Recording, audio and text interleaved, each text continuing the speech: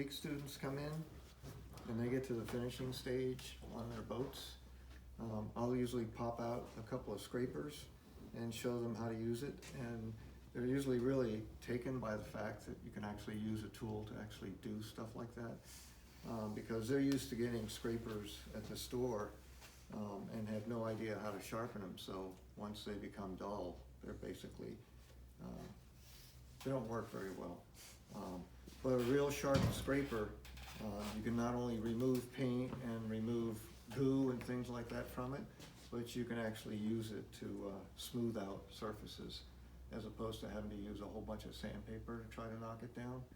And generally, that's what people usually think, you know, I've got to make this smooth, or I've got to take a few ripples out or something like that. So the first thing in their head is sandpaper. You know, just get a random orbital sander and just buzz the hell out of it.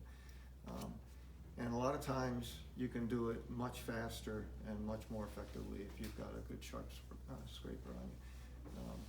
Don't have to use any electricity, don't have to create a whole bunch of dust, because a well-sharpened scraper, and the way to tell if it's well-sharpened or not, will give you a shaving. It won't give you dust. Oh. If you're using a scraper and all you're getting is little particles of dust, then the scraper's really dull and you have to go back and sharpen it. So we've got a couple of different scrapers here, or you know, various styles, and some of them end up doing different things. So the first one is just a standard scraper like this. This is actually a custom-made one. Gallo made this one, and so we meaning I, cut out a bunch of blanks that are shaped basically the same as this one, and it's very simple because you cut out a blank, then you drill a hole in it, slice it with the bandsaw so that you've got a slot, and then you can just use these scraper blades, which you can get. Actually, these are kind of hard to find anymore. You can get these from Jamestown. And they're really nice because they're made out of steel, which takes a file really well, so you can sharpen it. Because you are going to dull a scraper when you use it. You create, you know, a decent amount of heat. You create a burr on the end of it, basically the same way that what you're trying to do when you're sharpening a plane blade or a chisel, is you create that little burr and you go finer and finer until that burr separates, and then you've got a sharp edge. Well, with a scraper, you keep the burr on there. You actually want to feel a burr on the edge of your scraper, and that's how you know that it's sharp. If it doesn't have a burr, then it's just gonna, you know, scrape without actually taking anything off.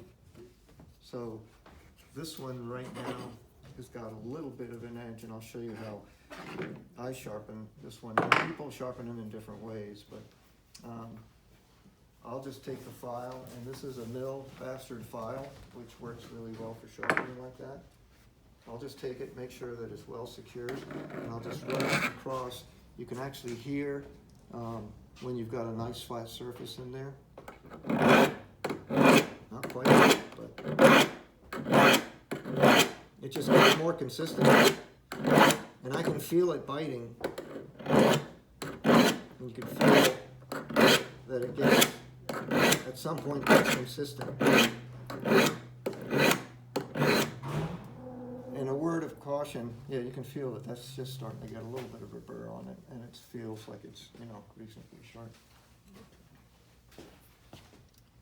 So one thing, I'll take this one, you can kind of do the same thing, that you have to be careful about is that as you're sharpening this, it gets really sharp, and it's very easy to just go like this and run your thumb on there. So, not that I've ever done that, but you've got to be really careful about that, because you can gouge your poor little thumb if you're not careful. All right, so that's one that we use quite a bit. I really like that size. I think if you get a scraper that's too wide, you're going to start having problems, you know, trying to scrape that much of an area. Let's see if that's actually any sharp.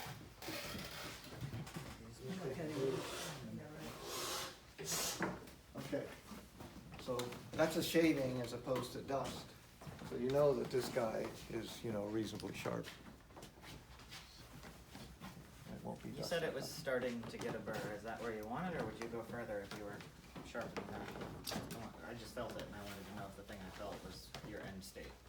I might go 1 or 2 more. Okay. You could But hear the that's- difference. That's pretty. You could hear that, it smoothed out when you. Oh, yeah, when you're actually scraping, yeah. And having a decent file is, I mean, if you try to do this with a file that's dull, you're gonna be very frustrated. Having a good file really goes You a big, named big something about this file when you said It's a it. mill bastard file, so it's meant to take off, you know, reasonable amounts at a time. You know, so it's not like a finishing file or Right. something like that that you would do really fine stuff with. Okay, so standard little scrapers with that one. This is a scraper that's, you know, not used very much. You don't actually see too terribly many of these, but for larger surfaces, or like I try to get people to use scrapers when they're finishing off their Susan transoms, because a lot of times they've got a big space, a lot of grain that's running in different directions. When they're actually flattening it off using a plane, they'll get some tear out occasionally, and a scraper is great for getting rid of that tear out, or, you know, smoothing that out, instead of hitting it up with like 30 grit, 60 grit, 80 grit, you know, and just going at it like that. The one thing that a scraper will do too is you'll actually see that the wood grain and everything really starts to pop out, because you're not filling it with a bunch of little fine dust particles, which a sander tends to do, kind of dulls it a little bit, and a scraper will really bring it out. So a lot of times people that are building furniture will finish it off with a scraper, because it actually does that. Rather than, they'll do the scraping and then that's the final stage. Right. Okay. Yeah, no sandpaper over top of that. And you save a lot on sandpaper, and especially if you're using, you know, like a random orbital or something like that, which work great, but they tend to leave little swirls and stuff like that. So when you get to the finishing stage, that could be an issue with those. Do you sharpen that scraper you were showing the same way you do the little ones? This one? Yeah. No, because this one actually looks like it's got a bevel on it. So that's the same as one of these. Okay. And you sharpen that like a plain blade, or? Is this like a plain blade? Yeah, but you still use, you know, your burnishing tool to get a little edge on it. So it's not like it's got, you know, a straight sharp. It's still got a little burr on it. So the next one's a card scraper, and this one is used quite a bit too. You can get these blanks from several different woodworking, you know, outfits. And for this one, a lot of times you'll do the same thing, you know, just go with a file like that, but then you use a burnisher on top of it. Let me clamp this up somewhere.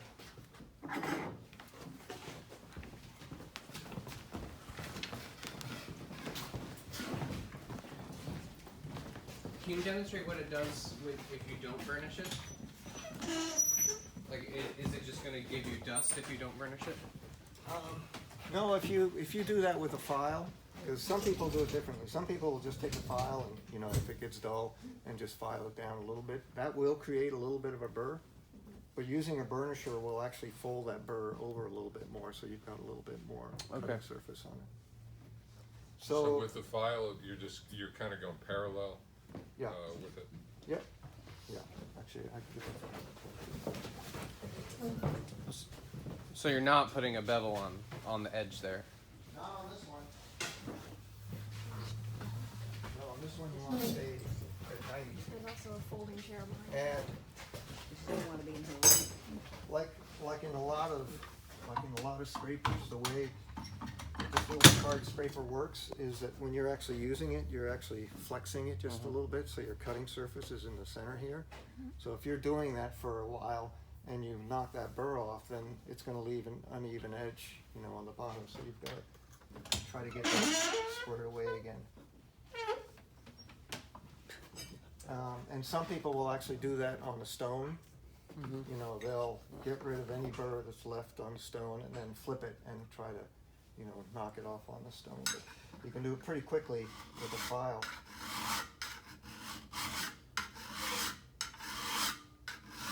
And And again, you can hear once it gets consistent, it's just, it's almost like a joiner plane, where you can hear the joiner plane kind of skipping on the Yeah. high spots, and eventually it's just, nice and consistent, so it does the same thing there.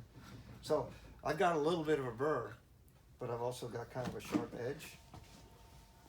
But is it 90 degrees for this? Should be, Yeah, it's not like a plane that, right, Yeah. right. Not on this one, Yeah. not on these guys. And a burnisher is just a piece of steel that's harder than this. Sometimes they say, well, just get a screwdriver or something like that. Well, I've tried that before, but if you get a cheap screwdriver and you do that a couple of times, burnish it, got a whole. you got a whole bunch of gouges on it. The metal on that is softer than what you're actually trying to burnish. This is not really a burnisher, it just happens to be nice, hard metal, so I do use it as a burnisher. Burnishers are usually longer, and there's a reason for that, because a lot of times you want to put a reasonable amount of force down on this.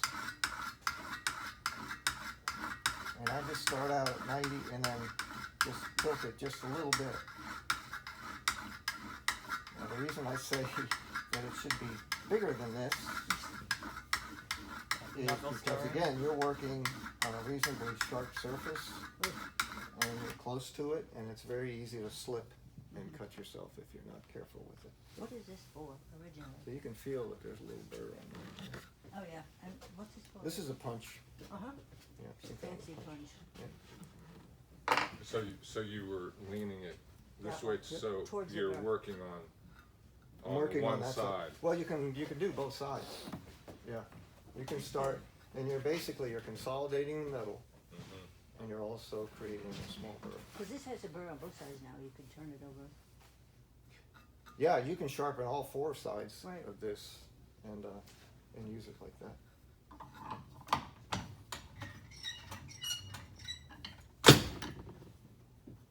Okay, so that's that one.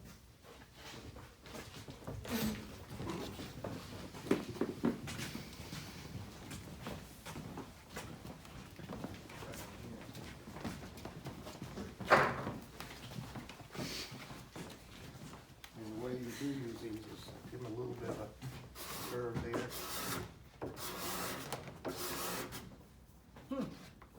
And again, it's shavings that you want. This could be sharper because you could get slightly bigger shavings in that. But so if you're bending it and doing that curve, you're going to get a little bit of a hollow in the wood. Yep. Yeah. Yeah, it's usually so minimal because, those are pretty thin shavings. Right. It's not like you're creating big gouges or anything. This one I haven't used much. But you can put a reasonable amount of pressure on that. So we're getting into, there's also what are called profile scrapers. That just means that they have a shape to them, and they can have all sorts of different shapes.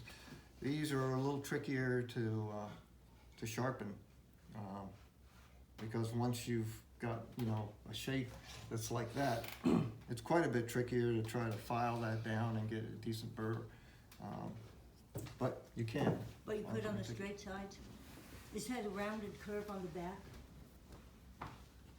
Yeah, so the this would be top harder, stuff. but you could do it there? Yep. On this one, yeah, Yeah. that's the way that one's done, yeah. This is a scraper also, or like a beading tool. They call it a beading tool, but it does use scrapers.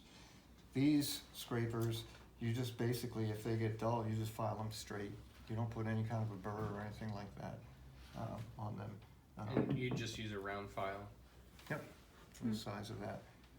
You might want to take these and, if they've gotten dull, you might want to just flatten these, either side. I see. Yeah. And then come back and just use a round file and try to file that down. But you can get all sorts of different profiles, little beads and stuff that you can make. And they usually give you blanks, so you can make your own. So So this you is can just make for whatever doing it shape you in want. here? What's that? Is that just the cutting end right there? Yep. Yep.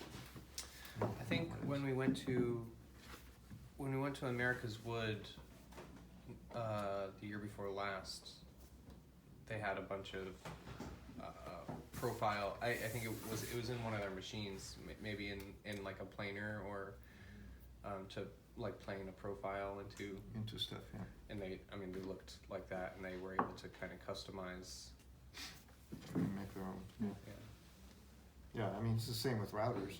There's outfits that'll make you custom router bits, you know, if you give them a profile, they make that for you. So this is used to make those profiles? Or scrape them, or fine tune profiles? No, that does the whole thing, Okay. yeah. Yeah, with that one, you know, especially with a fence or something like that, if I wanted to make a little bead on the end of my shear strake, or, you know, your inwale or something, you'd use this, and it would make, you know, a round with a little slice inside. And is that what you used on the inside of the water wank, or did you use a router? I used a router on that, yeah. Okay, and then we have this scraper here. This is actually one that I really like.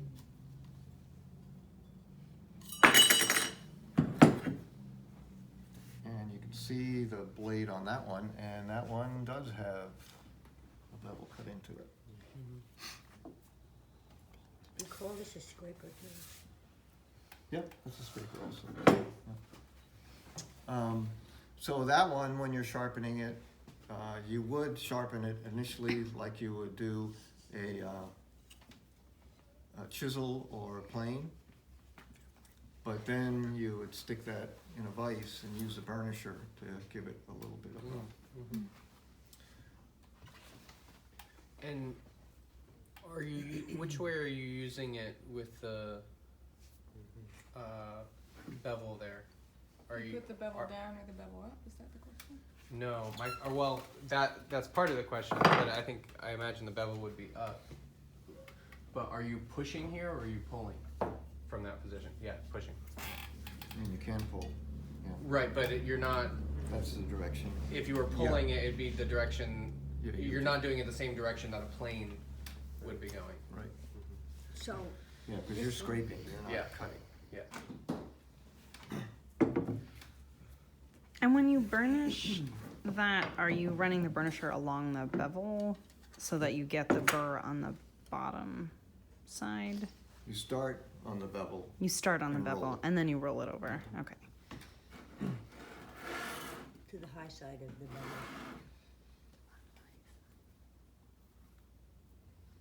So usually the way to set this guy up is just lay it flat on there, tighten those down, and then this little nut right here will give that just a small amount of curve to it. And then you can, I don't know how flat this guy is. Oh, look at that. Yeah.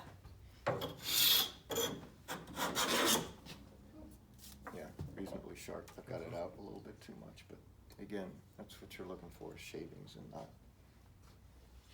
not dust. And you do it that way rather than this way, than pulling it. If you pulled it, you would just chatter. No, but you're pushing it this way, right? Oh, yeah, but I could.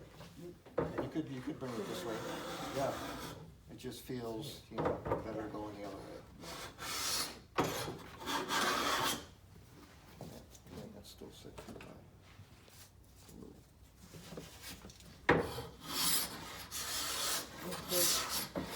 Great. And yeah, it'll give you a good, you know, good clean surface that way too.